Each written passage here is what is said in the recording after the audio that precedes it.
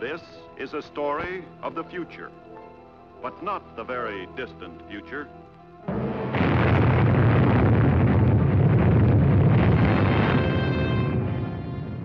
It is a story that might have taken place the day after tomorrow. Like all stories of the future, however, its beginnings lie far back in the past, as far back as the first man on Earth to gaze at the stars and wonder if someday, somehow, he might travel to them. Travel through space. In the years following the Second World War, two basic patterns began to influence the growing science of space travel. Rockets or guided missiles grew larger and larger. Atomic power plants grew smaller and smaller, compact enough to be contained in a submarine, finally in a rocket ship. Immediately, by special order of the President, a new agency was formed, CIFC, Civil Interplanetary Flight Commission. So, with almost unlimited funds voted by Congress, this commission began its task: research in new fissionable materials. More research in non-fissionable metallic alloys to make rocket tubes that would not be melted like wax by their own atomic blasts. Sometimes mishaps occurred. And men paid for them with their lives. But the work went on.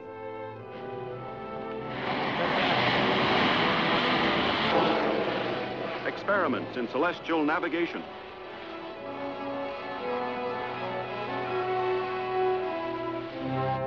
Astrophysics. Aerodynamics.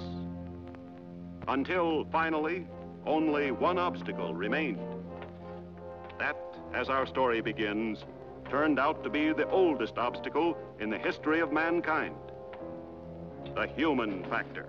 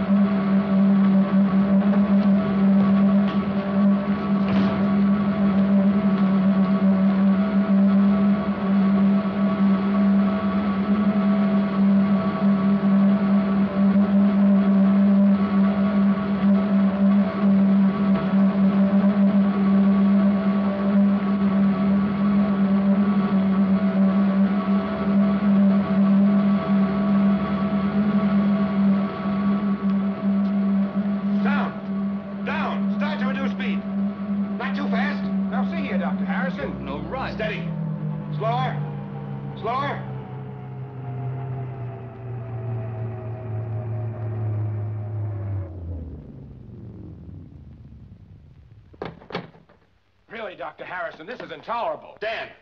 Dan, are you all right? Dan, snap out of it! Yeah, Doc. Yeah. Dan, how do you feel? Okay? Yeah, guess so. Must have blacked out. Sit tight and take it easy. Now get him out of there and over to the hospital. You see, Doctor, he wasn't in any real danger. Under other forms of government, men are deliberately killed or crippled every day in experiments like this. Well, I won't stand by and see manslaughter become policy here. I resent that implication. These men are volunteers. It's too bad.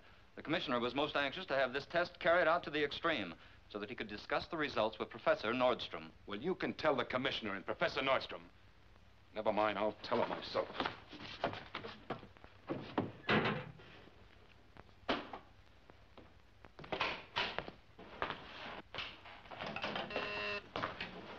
The commissioner's office. Oh, good morning, General. Yes, Professor Nordstrom's with the commissioner now. No, I'm sorry. Dr. Harrison, what's the matter? I want to see the commissioner. I'm sorry, he's with Professor Nordstrom. Miss Pickett, copies, please, for Professor Nordstrom, please. I want to see you. In just a few minutes, Harrison. I can't talk to you at the moment. You don't have to. Just listen. I resign as of now. Harrison, what in the world's wrong with you? I told you once before that I'm not going to stand by anymore and watch human beings being turned into guinea pigs. My dear Harrison, the uncovering of knowledge must always involve risk for pioneers. Fortunately, there are always men and women ready to take those risks. Now, you know that as well as I do. That's not the point, and you know it. We shouldn't even be considering the use of test pilots in this first experimental ship. It's not only inhuman, it's unscientific and unintelligent. That's quite enough. We'll resume this discussion later on.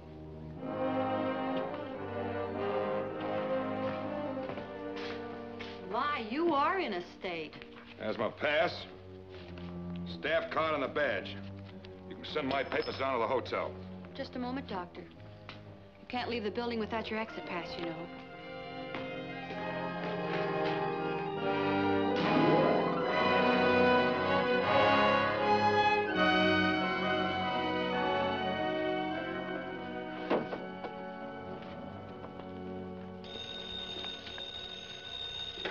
Yes? Dr. Harrison, this is Gilligan of Transglobal News. I'm down in the lobby. As far as I'm concerned, you can stay there. Hold on, Doc. All I want to know is what's going on between you and Professor Nordstrom. Nothing.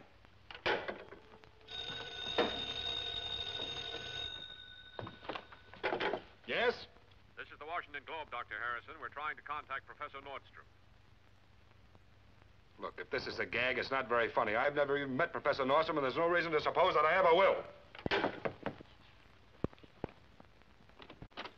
Dr. Harrison? Yes. Are you by any chance going to talk to me about Professor Nordstrom? Why, yes, in a way. Well, let me tell you this. A, he isn't here. B, I don't know where he is. C, I've never met him. And D, I don't want to. 3 misstatements out of 4, Doctor. That's a bad average for a man of science. You see, I am Professor Nordstrom, and I'm very glad to meet you at last. You are? Yeah. Why? Because I've followed your career with interest, and we see eye to eye on a subject with which I'm particularly concerned. We do? I don't get it. Well, perhaps a little more seclusion might be a good idea. You mind if I make myself comfortable? No. Go ahead. Well, the fact is, Doctor, I overheard your little interview with the CIFC director this morning. As I just spent an hour telling him exactly what you told him so much more cogently in a couple of minutes, I was, well, interested to say the least. You mean to tell me that you think they're wrong in trying to use human beings? I know they're wrong.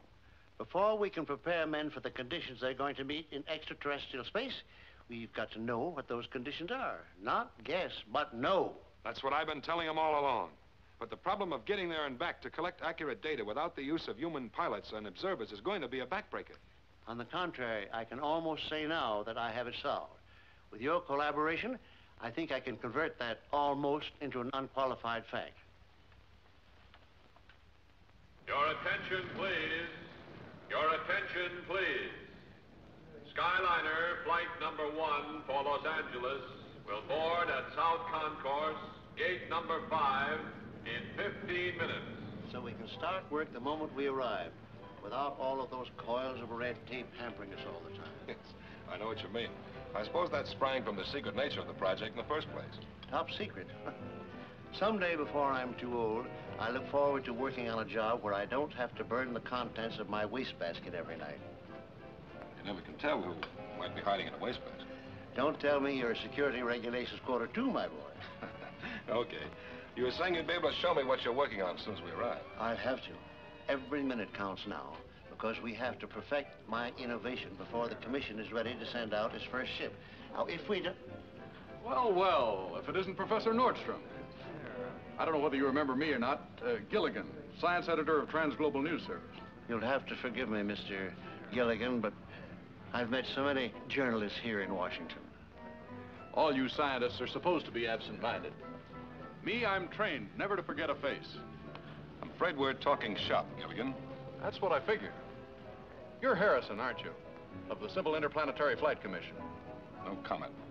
Well, you were until you quit this morning. And what was that all about, Doctor? No comment. You two being together here at the airport. This anything to do with the trouble you've had with the commission, Professor? I'm afraid I have no comment for that either. Now, why don't you leave us both alone? Oh, take it easy, Doc. Never can tell what kind of a story will gel when you big brains huddle together. Like the one your syndicate released prematurely about the hydrogen bomb drops in the Pacific, or the atomic aircraft carrier engine. Look, you're in the business of smashing atoms. I'm in the business of selling newspapers. If Uncle Sam doesn't know how to keep his own secrets, that's his tough luck. It doesn't matter how much aid or comfort you give our potential enemies, or how many of our side eventually get killed. Hold it, Ralph. Now listen, Mr. Gilligan. You listen to me, Professor. You fellas can't go on dummying up like this indefinitely. Sooner or later, you've got to talk for the record. Look at it this way. The prospect of space travel in the immediate future is the biggest news story in the country today. Years and years of research, millions and millions of taxpayers' dollars have been spent building that first spaceship. Now, when it's just about ready to take off, what happens?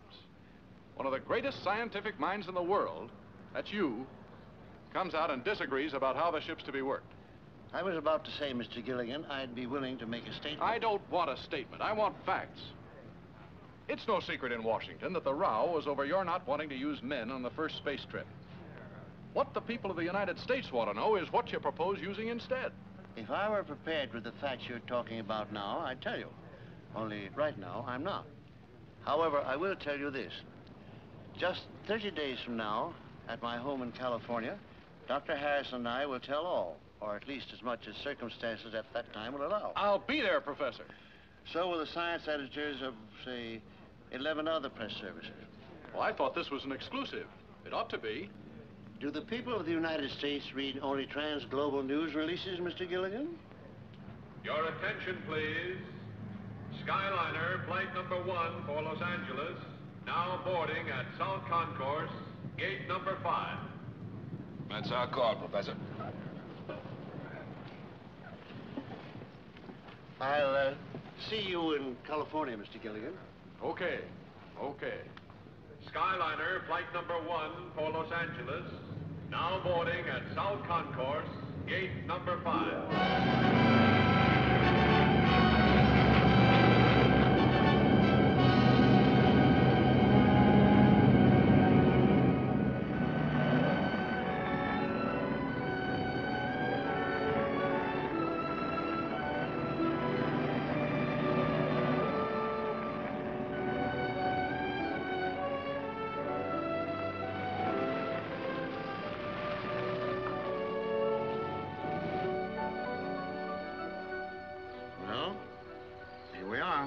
Yes, but where are we? You'll see in a minute. You made good time, Carl. The car runs good. This is my own invention. A combination of sonic beam and photoelectric cells. The chance of anyone else hitting on the same code of lights and sound impulses is practically non-existent.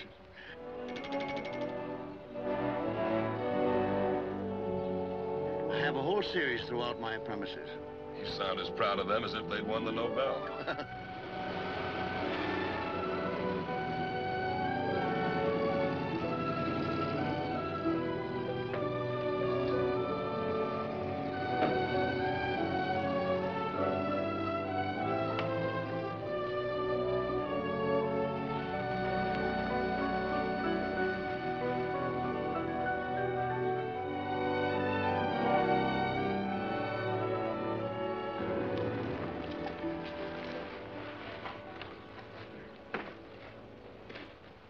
Darling. Dad, it's so Well, good to see you. This is Dr. Harrison, Janice, my new colleague. My daughter, Mrs. Roberts, who runs this household with a rod of iron. Dad, how do you do? How do you do? Gramps! Gramps! Gee willikers, you got here just in time. Come on in the house, Gramps. I got it all figured out. Gee, I'm glad you're here. Come on, I gotta show you. We got company. This is my grandson, Brian, better known as Gadge. He likes gadgets, too, perhaps too fondly. Dr. Harrison, who's going to work with me. How are you, Brian? Or may I call you Gadge? How do you do, sir? Come on, Gramps, I gotta show you. Come on. You'll have to excuse me. This sounds urgent. He's the grandson. The father of the boy was killed in Korea 6-7 years ago. The boy is an imp of Satan. But what a brain. He'll be a greater man than his grandfather.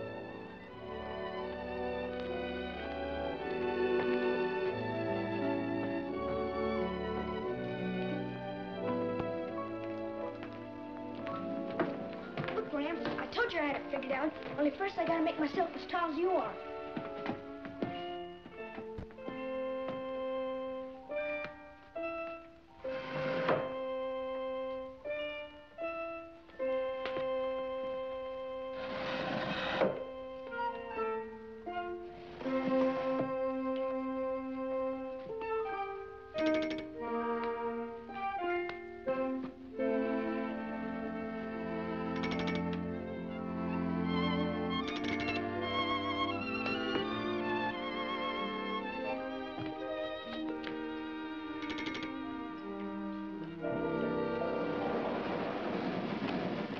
Up until this moment, I thought I had invented the only burglar-proof lock, with only 2 people in the world, Carl and myself, sharing the secret of the combination.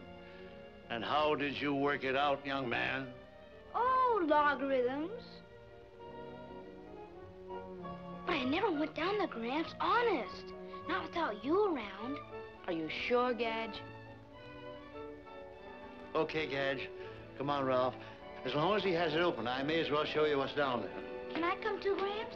No, my friend, you cannot. But I think it's time you were getting to school. I'm afraid it is, Gadge. What's the time? Time is now 21 and a half minutes past 8. Okay. Gimmicks. Always gimmicks. Let's get out of here. Wish I were down there with them. I wish I knew what Gramps was doing. I mean, this big job. Why won't he tell me? I guess it's just too important, Gadge. Nobody knows but Carl. And now this Harrison guy. Must be a pretty big job for him not to tell me. He What's never... that? Shh, listen.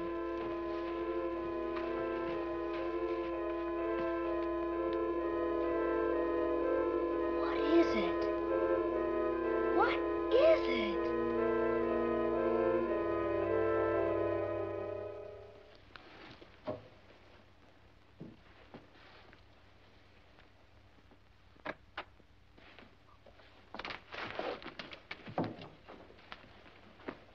Are you sure you won't change your mind, Gramps? I'm sorry, Gadge. You know how much I'd like to have you down there tonight, but I just can't. But why? I know just as much about electronics and stuff as those old guys from the newspapers. They're not just old guys from the newspapers, Gadge. They're very distinguished scientific journalists representing the most important news services of the world. I will grant you this. You do know as much about electronics as they do. But I still don't see why. Well, although you have a searching mind and the courage of a grown-up scientist, you look like just what you are, an 11-year-old boy. And I'm afraid that the people we've invited here tonight under such secrecy might not be adult enough to understand your presence here. That's why I have to pack you off to bed.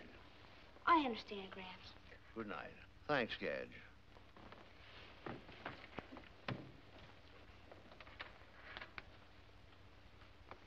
Well, I guess I won't be needing this anymore. Well, I see no reason why you shouldn't hear what's going on. Gee willikers! Thanks, Gramps!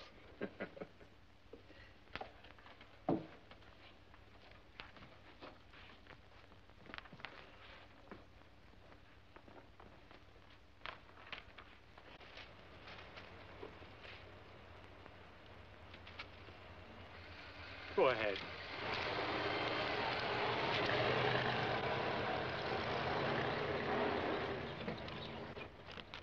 Hey, this is worse than crashing the Pentagon. When do we get in? When I've checked all the papers and written down all the numbers.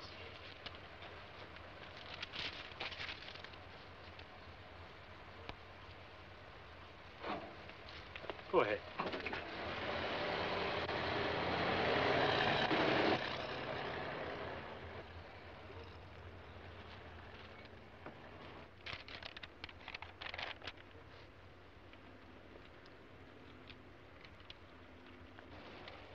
All is in order. Thank you, my friend.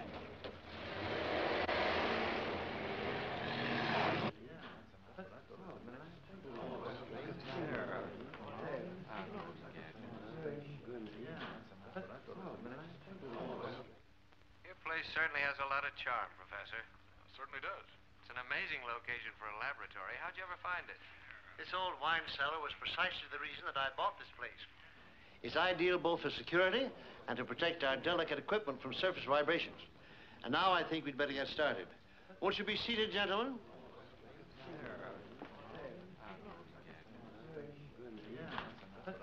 Mind if I sit here? No, please do.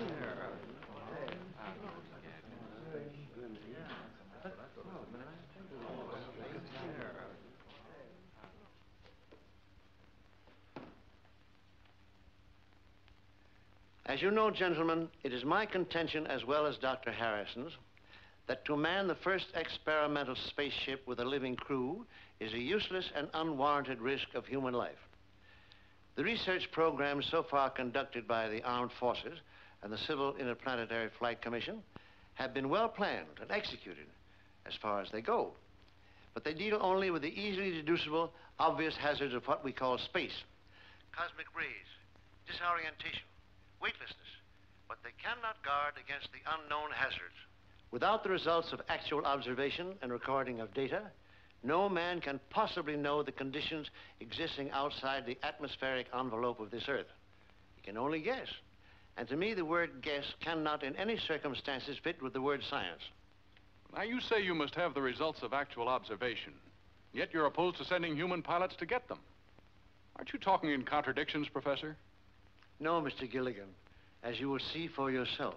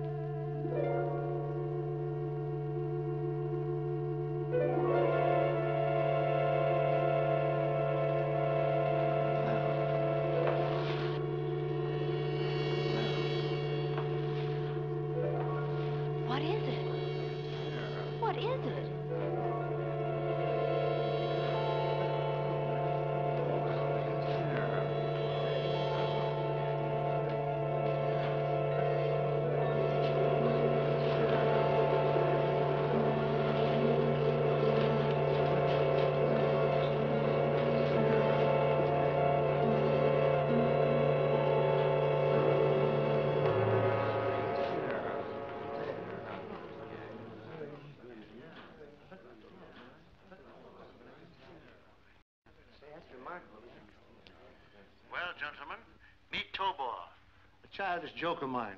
Robot spelled backwards. Well, since this is your invention, Professor Nordstrom, I suppose we can be sure this isn't just another movie Frankenstein. You certainly can.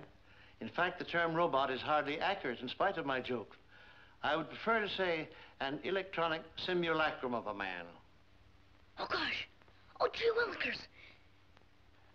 Are you trying to tell us that this pile of tin could actually pilot a spaceship? Exactly. Now, you control this thing from that box by some sort of electronic wavelength or something, right?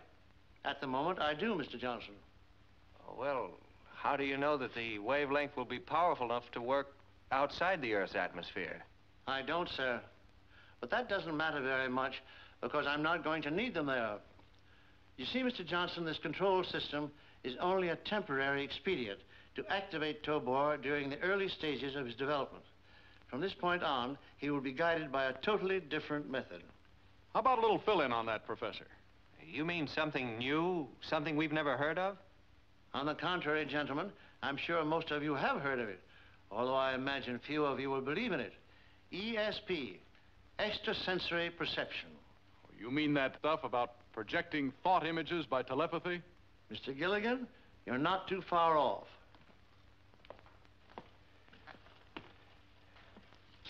In here, gentlemen, is the most intricate part of what I assure you is a highly sensitive mechanism. When that is activated, like this,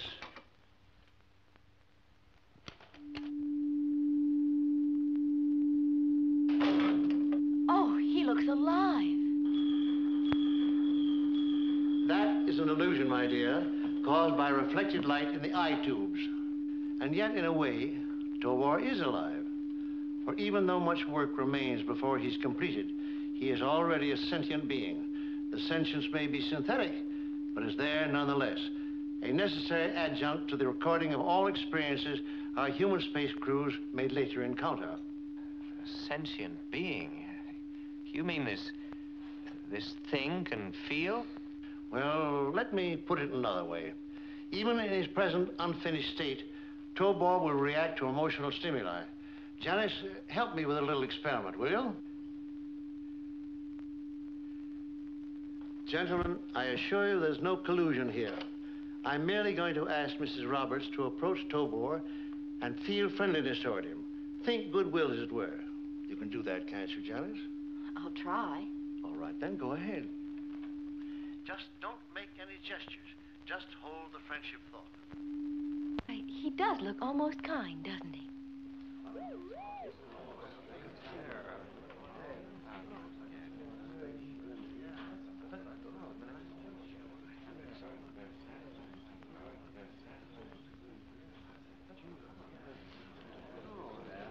Thank you, Janice. Could you get a reaction from some other emotion, Professor? And from a stranger? Say from Johnston here. I think we could manage to do that. But why don't you make the experiment, Mr. Gilligan? Do you suppose you could contrive to feel enmity toward Tobor? Yeah, I suppose so. Yeah, sure I could. Very well, then. Suppose you get up and take one of those fire axes from the wall.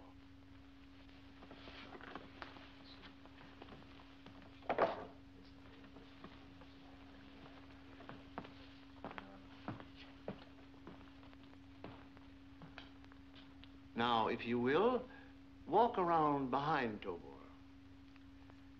and hold the thought of enmity all the time. Deadly enmity.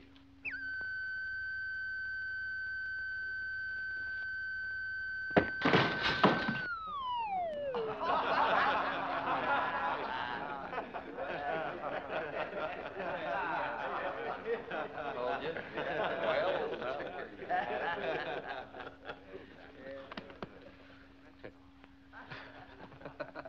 Well, there you have it, gentlemen. This time, the emotional stimulus was danger. The reaction, fear, instantly followed by anger. You have just witnessed the complete cycle of a synthetic instinct, self-preservation.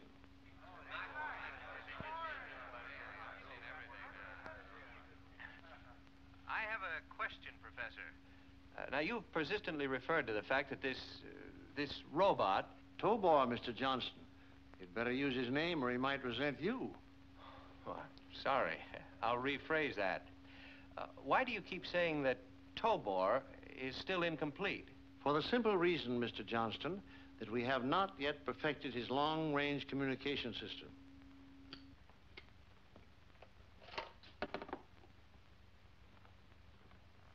As you know, gentlemen, at each end of such a system, there's a power unit, a transmitter, and a receiver. Here is our receiver, Tobor himself. When he is switched from direct to infinite control, he is capable of receiving thought impulses over any conceivable span. It is only the transmitter which Dr. Harrison and I are in process of perfecting. How about giving us a look at his innards, Professor? Or are they top secret, too? I don't mind if Tobor doesn't.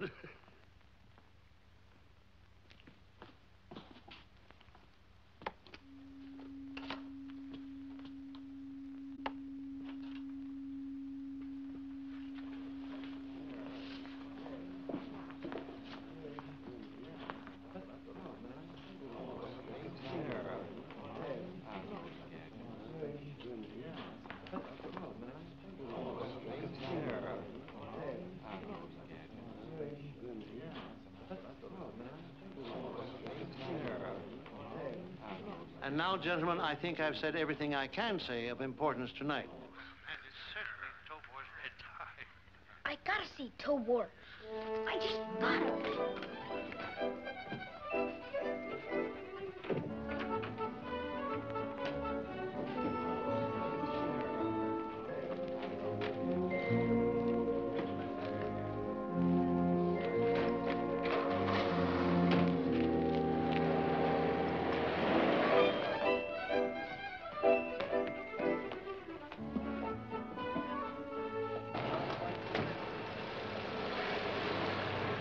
Just a minute, Mr. Gilligan.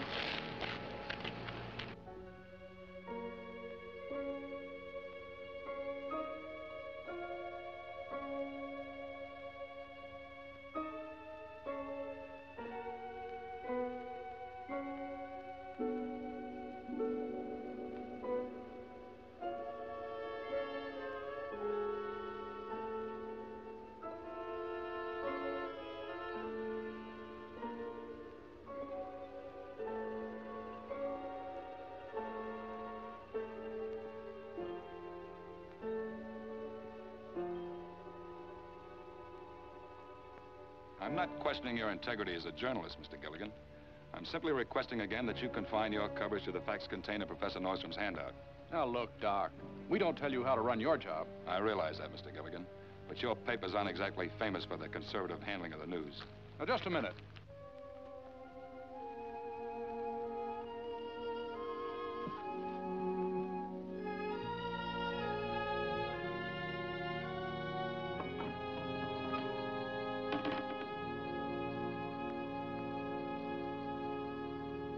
That's the trouble with you scientists. You won't face up to the facts of life.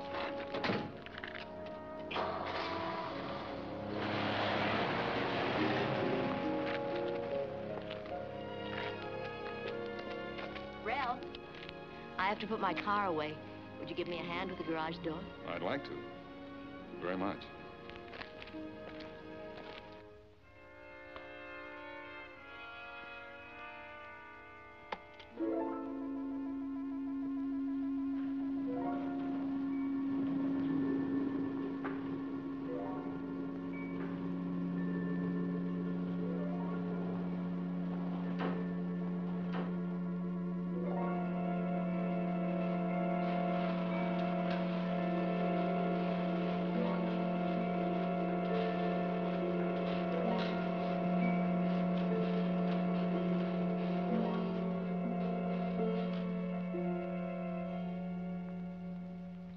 Tobor, you're beautiful. Glad you could make it, gentlemen. Goodbye.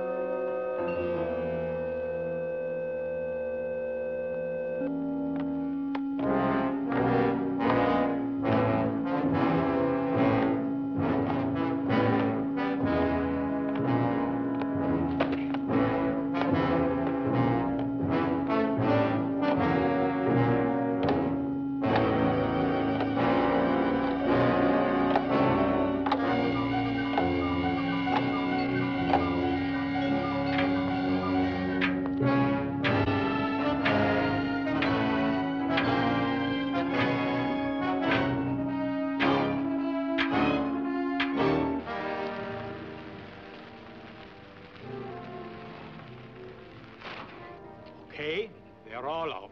Very good. I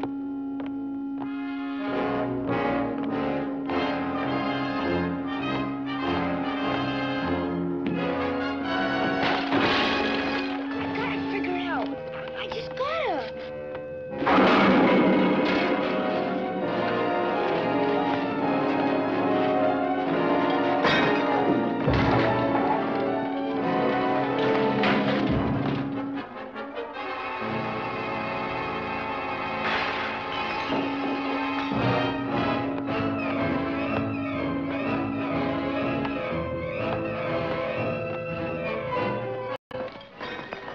It's Gadge. I'll bet he's doing it.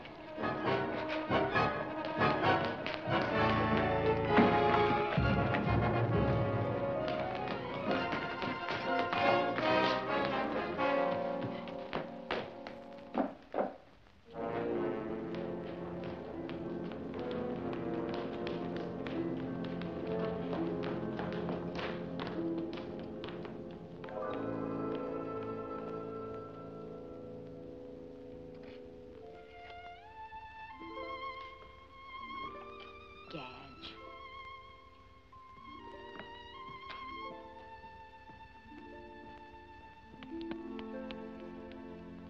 That little so-and-so. Do you realize what he did? He actually worked out all those controls and got Tobor back in his box all within 5 minutes. Dad, you're wonderful. But he was bad, very bad. You go to bed, Janice. Ralph and Carl and I'll get this rubbish all squared away. Good night. Good night, darling.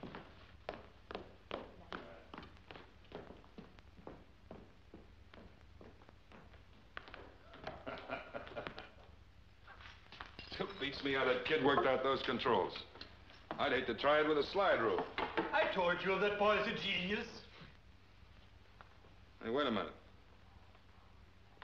9, 10, 11, 12, 13. How many news services did you ask to send representatives tonight, Professor? 12, as you know. Why? Because there are 13 empty chairs, and tonight every one of them was filled.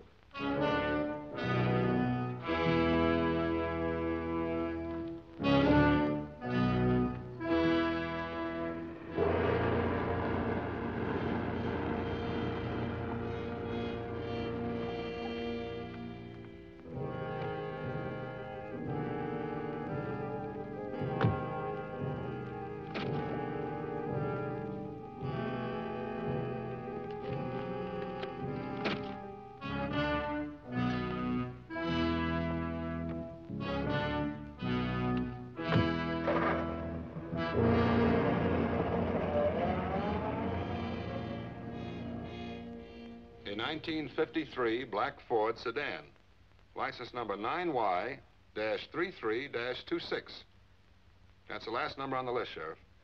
Professor Nordstrom's man was instructed to admit all newsmen showing a proper letter of accreditation. Unfortunately, the professor omitted to tell him just how many were expected, so that 13th letter must have been a forgery. Incidentally, Sheriff, I'd appreciate it if you'd pass those license numbers on to the FBI. No, we won't be needing your deputies to guard us. We're taking our own precautions, and Professor Nordstrom assures me that they're more than adequate. Thanks again, Sheriff. Goodbye. 22 university degrees, and I forget to tell Carl the number of letters. No wonder they tell jokes about absent-minded professors. Well, that's spilled milk now. At least we're alerted that somebody is mighty curious about Tobor. Let's hope that those precautions of yours are rugged enough to keep him out. Well, that at least I can guarantee. Come on, Carl. Let's check the wiring. Gimmicks. Always gimmicks. I wish someone would tell me exactly who or what we're guarding against.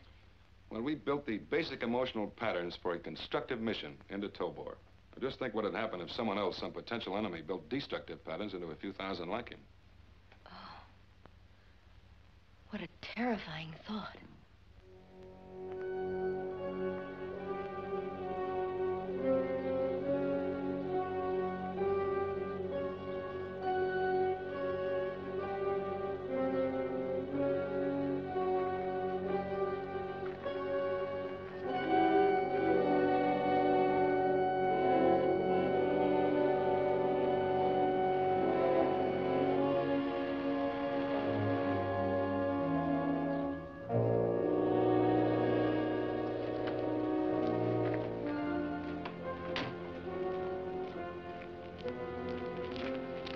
Anything new?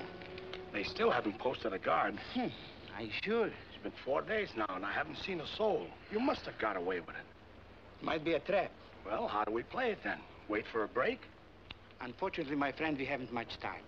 The highest party officials are concerned. They feel that once Nordstrom has perfected his control system, the federal government will take over. It will be considerably more difficult for us to get at it. And so? So we get into the house.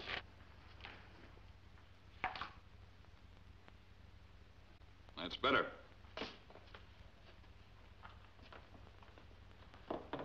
See, I rigged the telepathic pickup so that it fits behind the ear where it's close to the sensory brain centers. It conveys every impulse to the control device here where you can increase or diminish the vibrations. The whole thing fits as comfortably as a hearing aid. Excellent, Ralph. Excellent. Now, here's the transmitter receiver. I moved the tuning band to this end. Beautiful.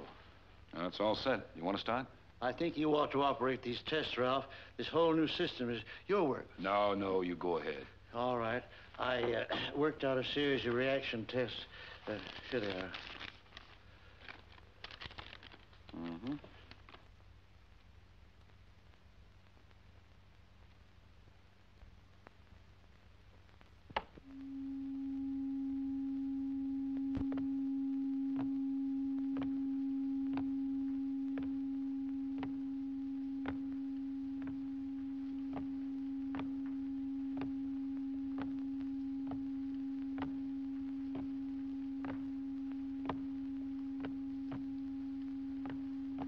Here we go.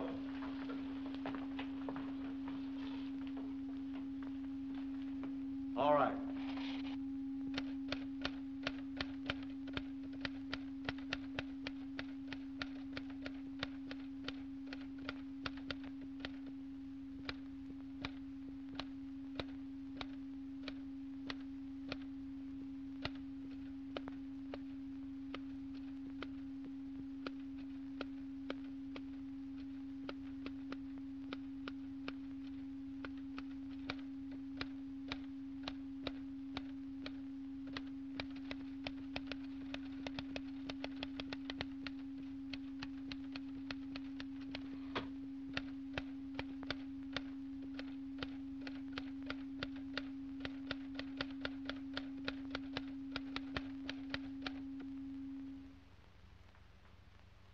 That's all I could think of for him to say. Who the devil's that? Gadge, what are you doing down here? I heard you're working Tobor. Can I come and watch? You seem to be here already. All right.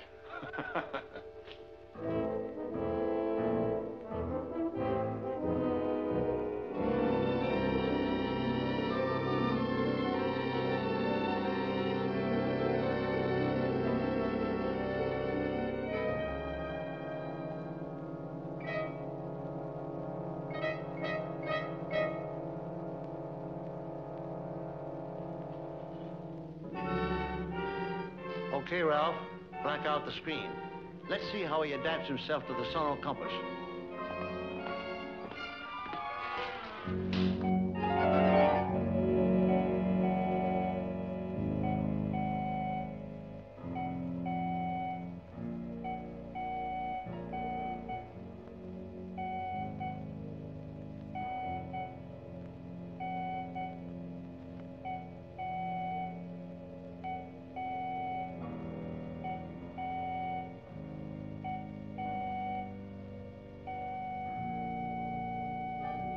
Wait, Tobor, that's using your coordinator.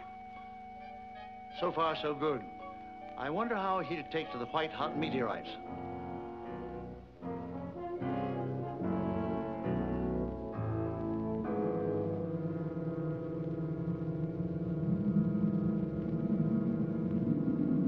This is a tough one, Gadge.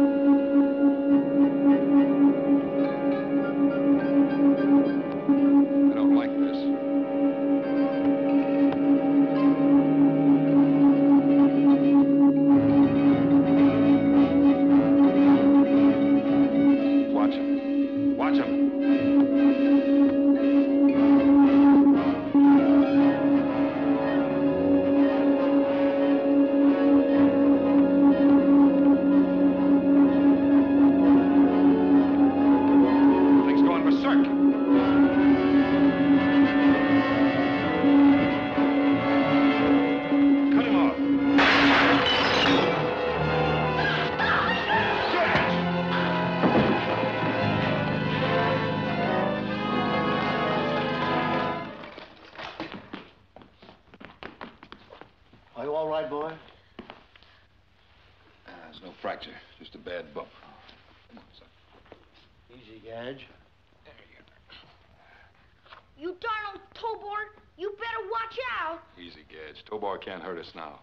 Wonder exactly what happened. I think Tobor suffered what in a human being would be a nervous breakdown. Those meteors came at him so fast that he couldn't take it. I think you're right. I think all we have to do is to insulate against overloading the receptors. If we do that, maybe we've jumped the last hurdle. What are you doing now? Switching them on again. Those receptors must have cooled off by now. Let's see if he's still functioning. You're all right now, Tobor.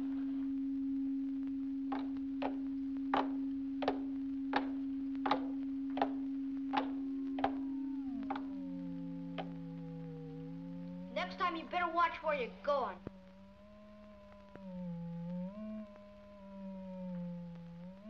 There's another one of Tobor's synthetic instincts. Concern for the young. Race preservation. Or to put it less academically, human love. Okay, Tobor. I guess you didn't know what you're doing.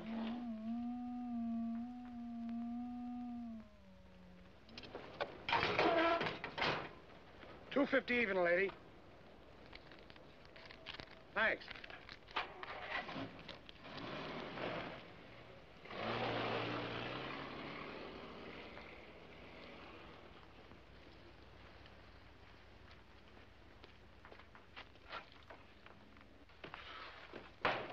Okay, just another customer.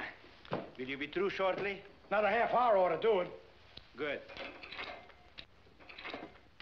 Soon I'll have to leave to fetch Dr. Gustav. When do we make our move?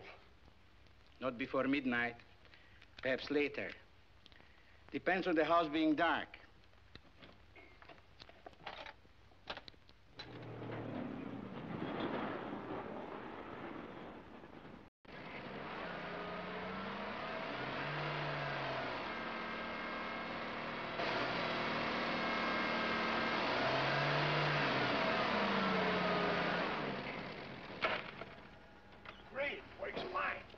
Everything is ready, Doctor. I am a man of science, not of action. This is your duty. All you have to do is to inspect and photograph this work of Nordstrom's. Leave everything else to us. Paul, you go first.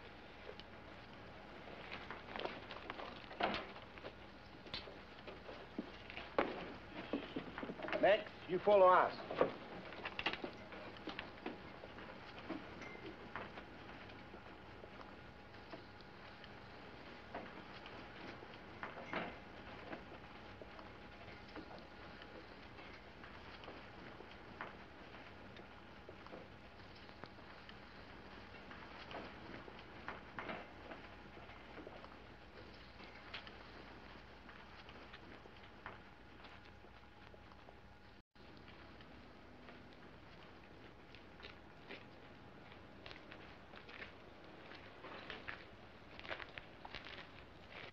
Intruders now inside electrified fence, north boundary. Intruders now inside electrified fence, north boundary. Intruders now inside electrified fence, north boundary. Intruders now inside electrified fence, north boundary.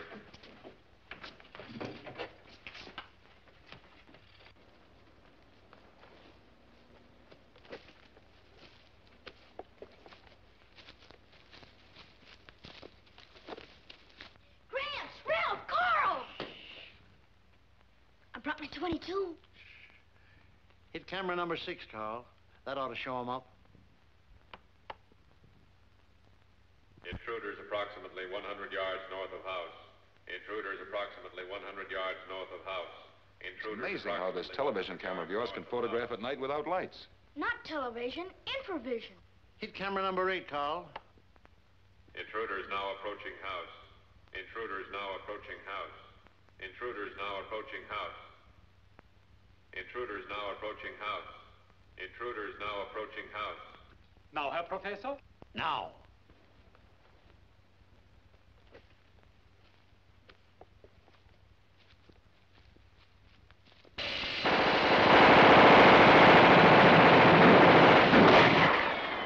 What is that?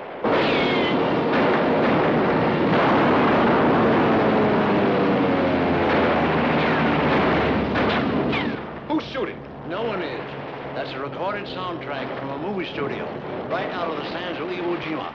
Let's go.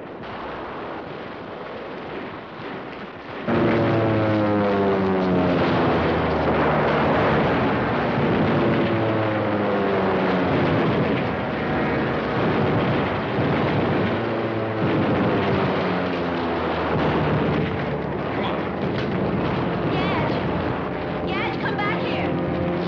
Gadge!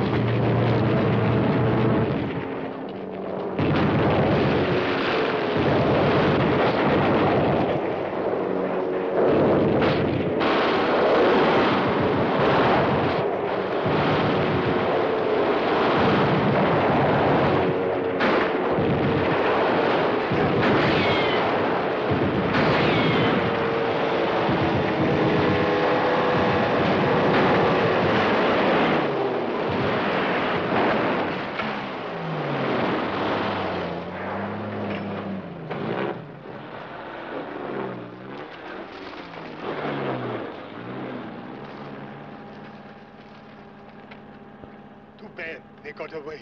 You shouldn't have pushed me, Ralph. I would have had him.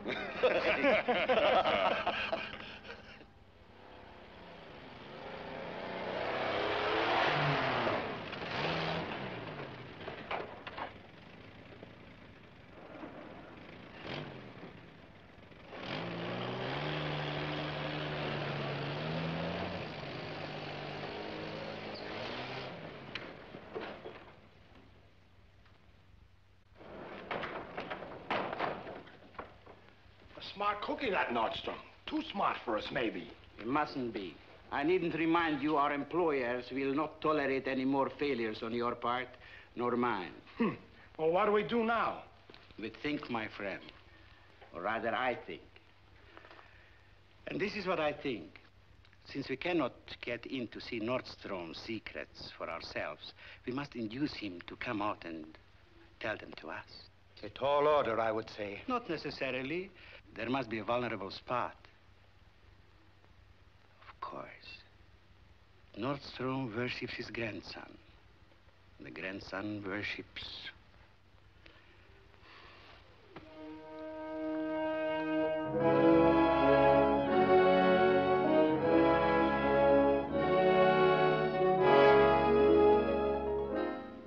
Wilkers. Mom! Hey, Mom! Hey, watch it. You better blow your horn at those intersections, Gadge. Gee, I'm sorry, Mom, but look it. Oh, wonderful. What day is it? It's Tuesday. And who's going to be your friend? Well, I'd like to invite you, Mom, but I doubt if you understand this sort of thing. Oh, no, I suppose not. Well, guess Graham's my only man. I'll go see him right away.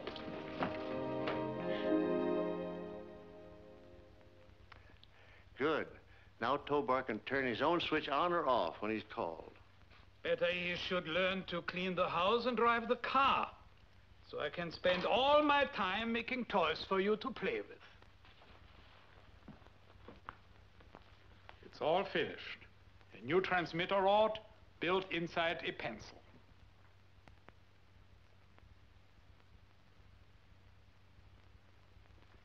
You made it beautifully, Carl. But for what? That you can play schoolboy tricks on very important people when you show Tobor off tonight. Gimmixes. Sorry to disturb you, Professor, but I thought you'd want me to remind you about your date with Gadge for the planetarium. What's the matter with me these days?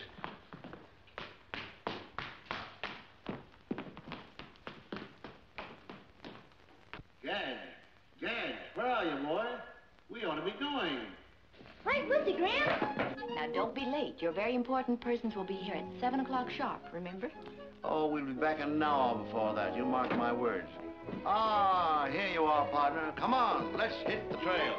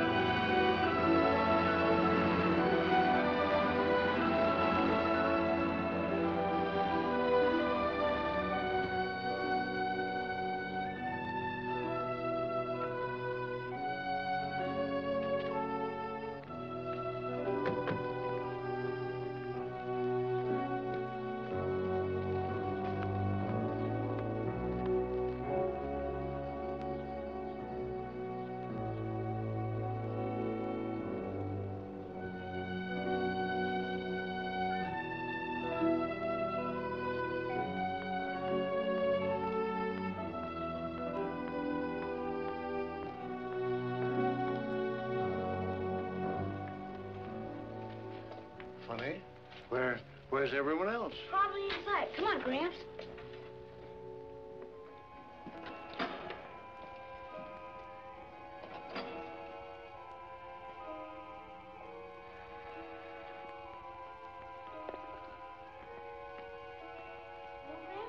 I think there's something wrong. You think so? It's the right day. Yes, young man. The right day for us, if you please.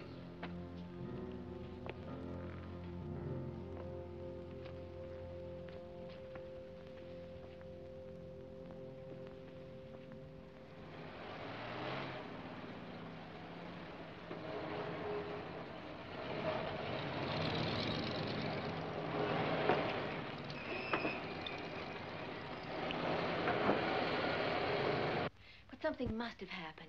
I know Dad's careless about time, but he wouldn't be an hour late, not tonight. I still think he had a flat tire or he ran out of gas. No, you don't. That's what you hope happened. Oh, Ralph, I'm worried.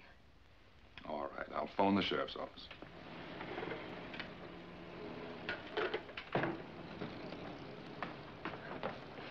That's the brass. Okay. I'll phone from down the lab. You meet him and just tell him he'll be a little late. Come on now, snap. I'll be all right.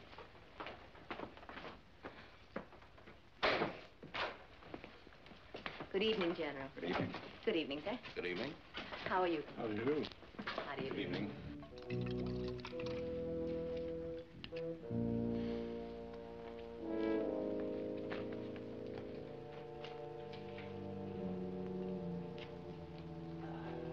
Gramps, you all right? Yes, I'm fine. How about you? I'm okay. Have you quite recovered, Professor Nordstrom? I'm fully conscious, if that's what you mean. And therefore able to understand your position? Completely, I assure you. Perhaps not as completely as you think. Of course, as a man of intelligence, you have realized that you are obviously here to talk. But you may not have anticipated what happens if you don't. I'm sorry, but you'll have to raise your voice a little. I said you may not have anticipated what happens if you don't. Something very unpleasant, I should say, judging by the look of you and your friends. Yes, very unpleasant. But to whom? That's my point. Don't you tell him, Gramps. Please don't you tell him. Just shut your mouth. Don't look for trouble, Gadge. You seem to have me over a barrel. I take it you want the formulae for my extrasensory transmission method. Very well. Do I tell them to you, or write them down, or what? You will not have the opportunity to give us double talk, Professor. You will have to relay your discoveries to a colleague almost as distinguished as yourself. How do you do, sir? I'm sorry I can't get up to greet you. How do you do, Professor? Oh, please forgive me. My doctor told me only this week that I was getting a little deaf. My pocket, if you please.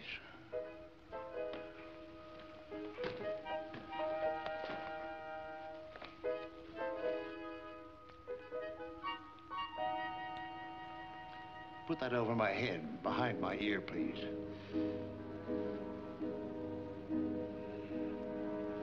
Ah, that's much better.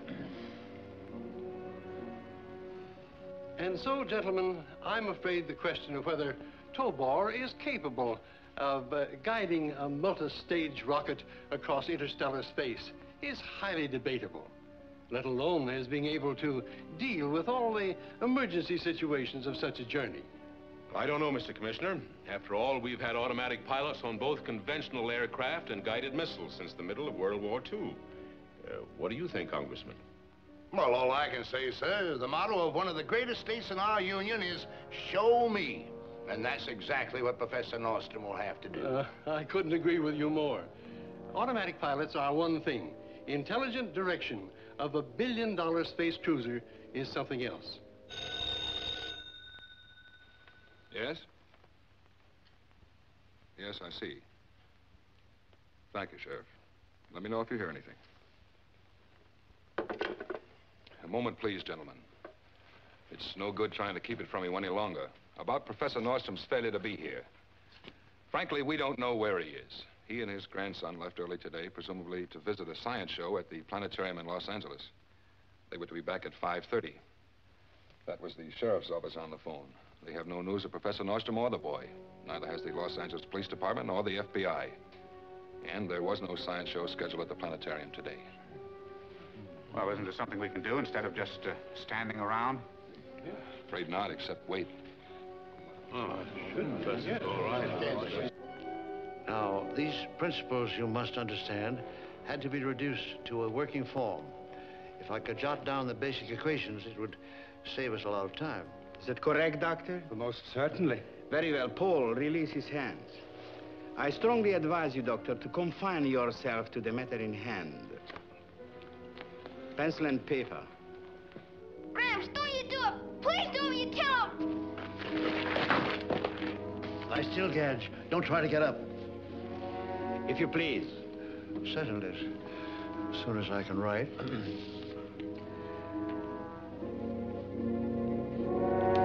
Another pencil. I have another one right here.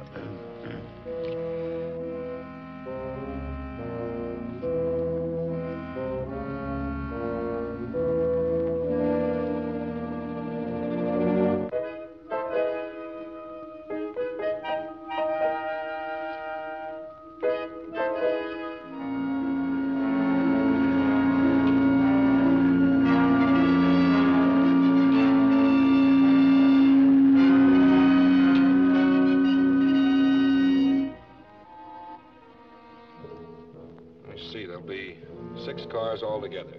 We'll assign one square to each car. What's the matter? What is it? Anything wrong? Listen.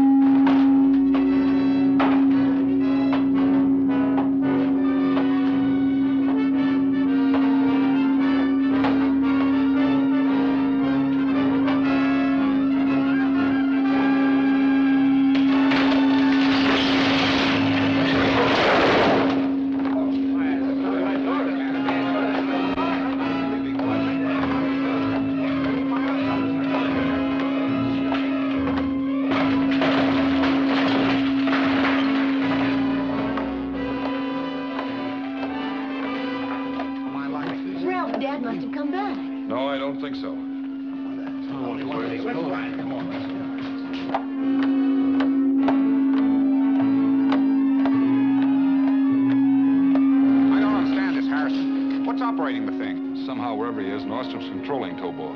It's the gimmick I fixed, the pencil. Let's follow him in the cars.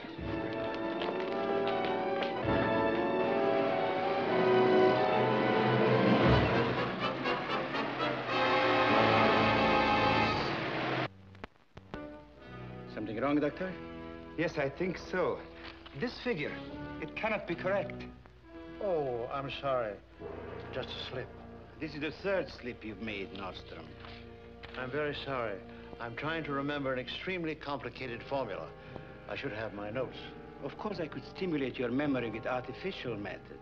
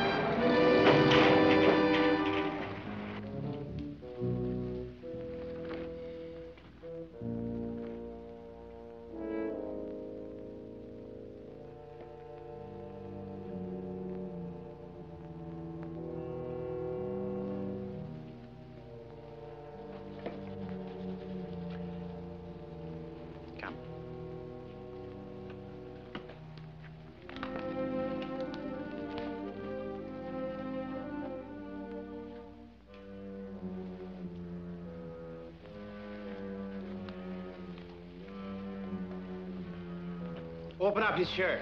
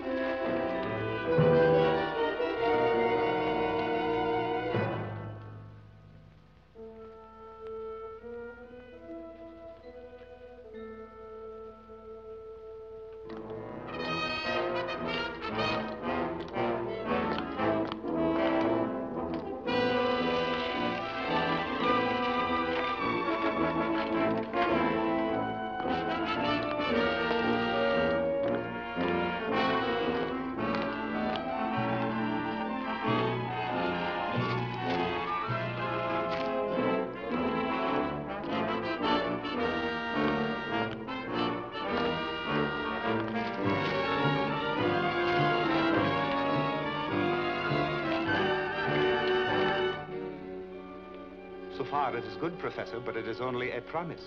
Now we come to the big step, yes? Yes, in a minute. But first, hadn't we better go over the data again to make sure?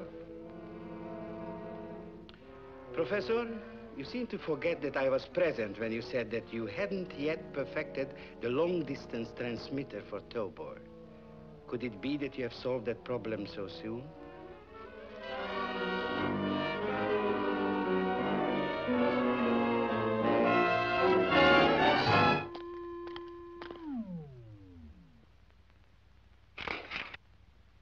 You better use mine, and use it quick. I won't stand for this any longer. You'll give the required information immediately.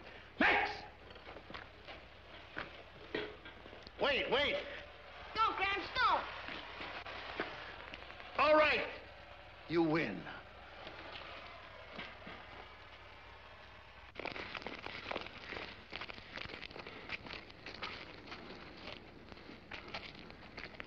Transmitting power's been cut off. Isn't there anything you can do? I don't know.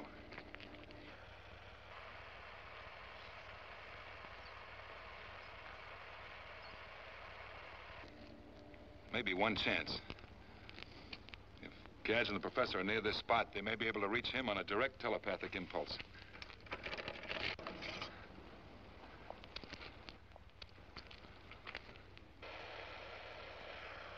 Tobor, please come get us. Please come get us, Tobor.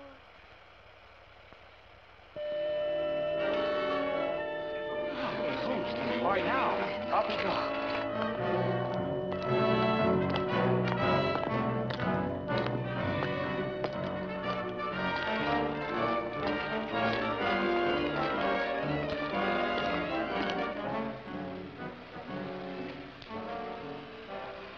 Now he is cooperating.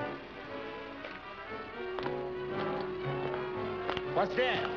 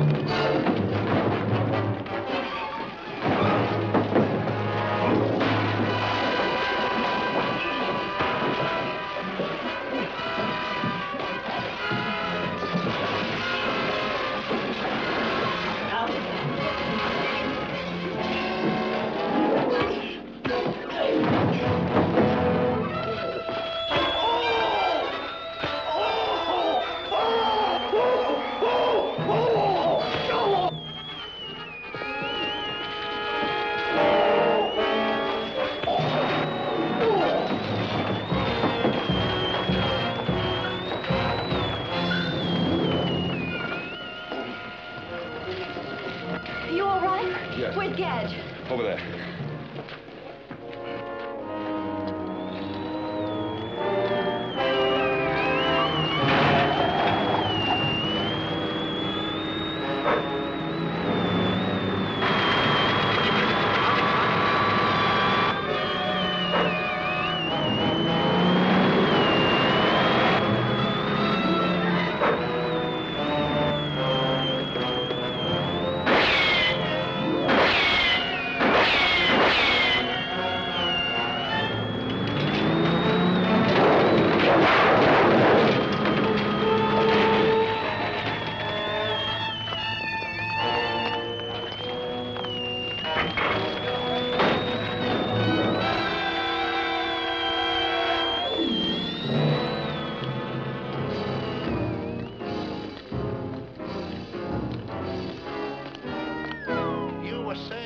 Commissioner, just as that phone rang, that you doubted that Tobor was capable of reacting to emergency situations? I'm afraid I was, but I withdraw my observation.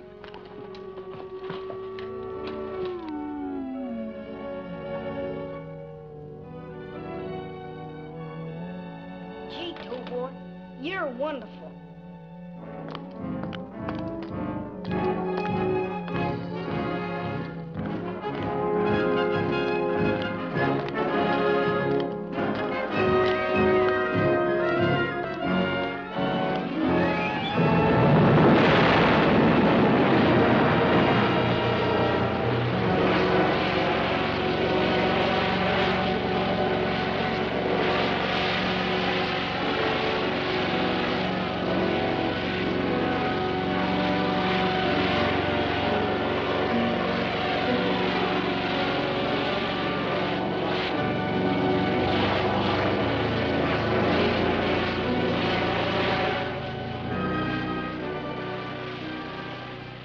Goodbye, Tobor, and good luck.